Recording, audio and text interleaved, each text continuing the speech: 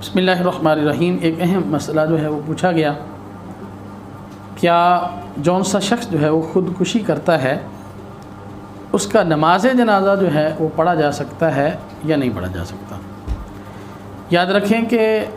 دیکھا جائے گا کہ خودکشی کرنے والا خودکشی کو حرام جانتا ہے یا اس کو جائز سمجھتا ہے۔ اگر تو وہ اس کو جائز سمجھتا ہے